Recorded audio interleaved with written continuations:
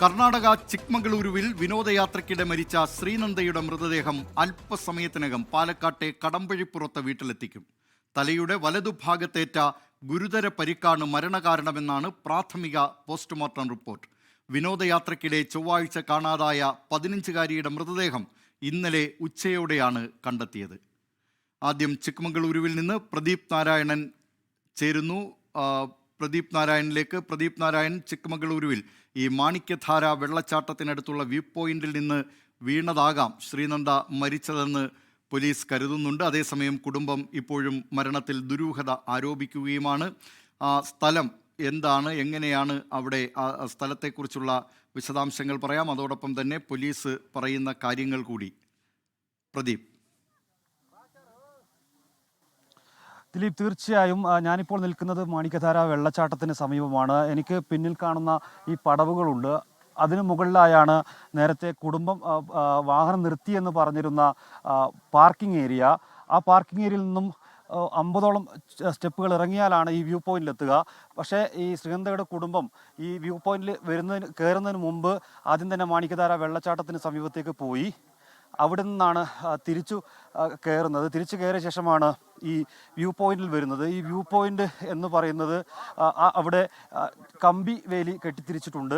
അതിന് അപ്പുറത്തേക്ക് ആരും കടന്നു പോകരുതെന്നൊരു നിർദ്ദേശവും ഇവിടെയുള്ള ആളുകൾ എല്ലാവർക്കും നൽകുന്നതാണ്.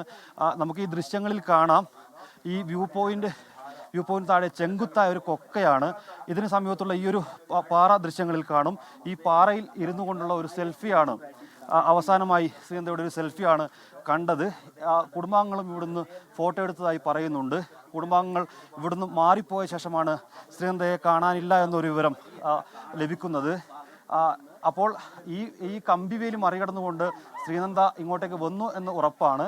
ആ മൃതദേഹം ലഭിച്ചതും ഇതിന് താഴെ 1500 അടി താഴെയുള്ള ഒരു സ്ഥലത്തു നിന്നാണ് മൃതദേഹം ലഭിച്ചത്.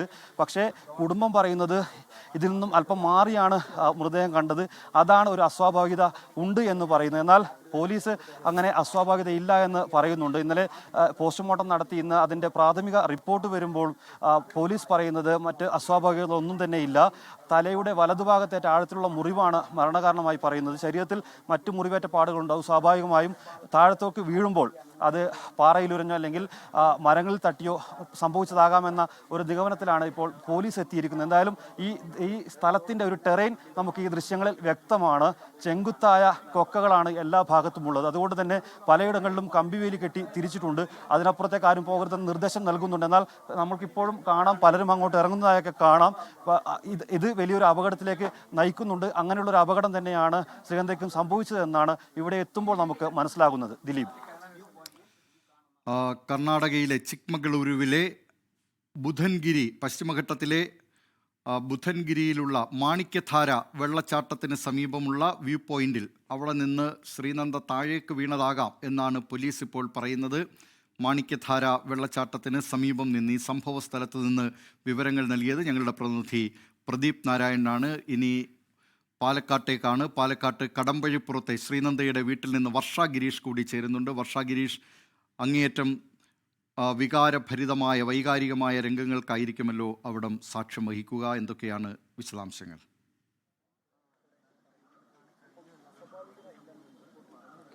അതെ, തീർച്ചയായും ദിലീപ് കുമാർ, വളരെ വേദന നിറഞ്ഞ നിമിഷത്തിലൂടെയാണ് ഇവിടെ ഈ നാട്ടുകാരുൾപ്പെടെയുള്ളവരെല്ലാം കടന്നു പോകുന്നത്. നമ്മളിപ്പോൾ ഉള്ളത് പാലക്കാട് കഴമ്പഴിപ്പുറത്തെ ശ്രീനന്ദയുടെ കൂത്തറ വീടിന് മുൻപിലാണ്. രാവിലെ മുതൽ തന്നെ ശ്രീനന്ദയെ കാണാൻ വേണ്ടി നിരവധി ആളുകൾ ഈ വീടിന് മുൻപിലായി എത്തിച്ചേർന്നിരുന്നു.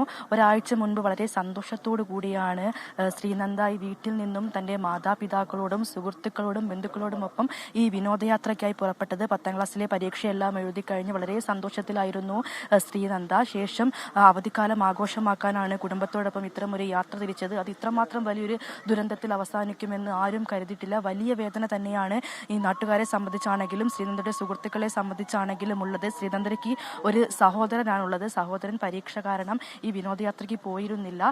ആ സഹോദരനെല്ലാം ഉൾപ്പെടെ ഇപ്പോൾ വീട്ടിലുണ്ട്. വളരെ വേദനിപ്പിക്കുന്ന ദൃശ്യങ്ങളാണ് നമുക്ക് അവരിൽ നിന്നെല്ലാം കാണാൻ കഴിയുന്നത്. എന്തായാലും അല്പസമയത്തിനകം തന്നെ ശ്രീനന്ദയുടെ മൃതദേഹവുമായി ആംബുലൻസ് ഈ വീട്ടിലെ വീട്ടിലേക്ക് എത്തിച്ചേരും.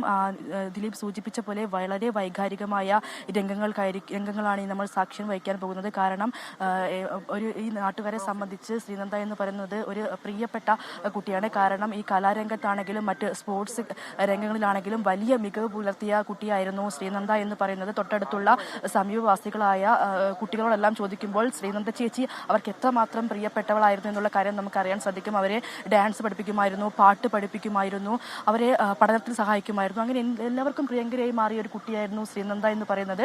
ശ്രീനന്ദയ്ക്കായുള്ള തിരച്ചിൽ പുരോഗമിക്കുമ്പോൾ എല്ലാം ഇവിടെ നാട്ടുകാരെല്ലാം വലിയ പ്രാർത്ഥനയിലായിരുന്നു. ആ പൊന്നുമോളെ തങ്ങൾക്ക് തിരിച്ചു കിട്ടണം എന്നുള്ളതായിരുന്നു നാട്ടുകാരുടെ എല്ലാം പ്രാർത്ഥന. എന്നാൽ അതിനൊന്നും ഫലം കണ്ടില്ല എന്നുള്ളതാണ് ഇവരെ സംബന്ധിച്ച് ഏറ്റവും വളരെ വിഷമം നൽകുന്ന കാര്യം. ഈ ശ്രീനന്ദ തിരിച്ചു വരുമെന്നുള്ള പ്രതീക്ഷയിൽ തന്നെയായിരുന്നു നാട്ടുകാരും സുഹൃത്തുക്കളും അതേപോലെ ശ്രീനന്ദയുടെ മാതാപിതാക്കളും ഉണ്ടായിരുന്നത്. നമ്മളെല്ലാം കണ്ടതാണ് തിരച്ചിൽ സമയത്ത് ശ്രീനന്ദയുടെ അച്ഛനും അമ്മയും എല്ലാം വളരെ ഊണമുറക്കവുമില്ലാതെ എൻ്റെ മകൾക്ക് വേണ്ടി പ്രാർത്ഥിച്ച് തിരച്ചിലായിരുന്നു. എന്നാൽ മൃതദേഹം കിട്ടിയതോടെ അവരുടെ എല്ലാം വൈകാരിക മുഹൂർത്തങ്ങളും രംഗങ്ങളും എല്ലാം നമ്മൾ കണ്ടതാണ്. അത്തരമൊരു രംഗം തന്നെയായിരിക്കും ഇനി വീട്ടിൽ നമ്മൾ കാണാൻ പോകുന്നത് എന്നുള്ളതാണ് ഏറെ വിഷമം നിറഞ്ഞ കാര്യം. എന്തായാലും ദിലീപ് കുമാർ അല്പസമയത്തിനകം തന്നെ, നിമിഷങ്ങൾക്കകം തന്നെ ശ്രീനന്ദയുടെ മൃതദേഹവുമായുള്ള ആംബുലൻസ് ഇവിടെ എത്തിച്ചേരും. ശേഷം 1 മണിക്കൂറോളം നേരം ആയിരിക്കും വീട്ടിൽ പൊതുദർശനം ഉണ്ടാകുക. പിന്നീട് തിരുവില്ലാമല പാമ്പാടിയിലെ ഐവർമഠം ശ്മശാനത്തിലാണ് ഈ സംസ്കാരത്തിനായുള്ള ഒരുക്കങ്ങളെല്ലാം ഒരുക്കിയിരിക്കുന്നത്. ശേഷം അവിടെ സംസ്കാരം നടക്കും. അങ്ങനെ ഈ പ്രിയപ്പെട്ട ഈ ഒരു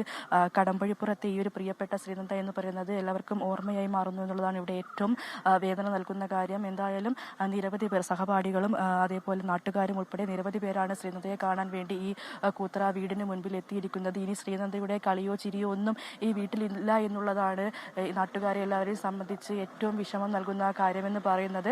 ശ്രീനന്ദ ഇല്ലാത്ത ഈ വീട് എന്ന് പറയുന്നത് മാതാപിതാക്കൾക്കും ചേട്ടനും എല്ലാം എത്രമാത്രം ദുഃഖം നിറഞ്ഞതായിരിക്കും എന്നുള്ള കാര്യവും നമുക്ക് ഊഹിക്കാൻ കഴിയും. എന്തായാലും വിധിയെ തടുക്കാനാകില്ല എന്ന് പറയുന്ന പോലെ നമുക്ക് അതിനോട് പൊരുത്തപ്പെട്ടേ പറ്റൂ എന്നുള്ളതാണ് ഇവിടെ എല്ലാവരും. അതുകൊണ്ട് തന്നെ ആ ഒരു രീതിയിലാണ് എല്ലാവരും ഇപ്പോൾ പൊരുത്തപ്പെട്ട് ഈ വീടിന് മുമ്പിൽ നിൽക്കുന്നത്. നിരവധി നേതാക്കൾ ഉൾപ്പെടെ വീട്ടിൽ അല്പം മുമ്പും സന്ദർശനവും നടത്തിയിരുന്നു ദിലീപ് കുമാർ. എന്തായാലും ഇനിയിപ്പോൾ ആംബുലൻസ് അല്പം സമയത്തിനകം തന്നെ വീട്ടിലെത്തും. ശേഷം പൊതുദർശനമായിരിക്കും. നിരവധി ആളുകൾ ശ്രീനന്ദയെ കാണാൻ വേണ്ടി ഇതിനോടകം തന്നെ വീട്ടിൽ തടിച്ചുകൂടിയിട്ടുണ്ട്.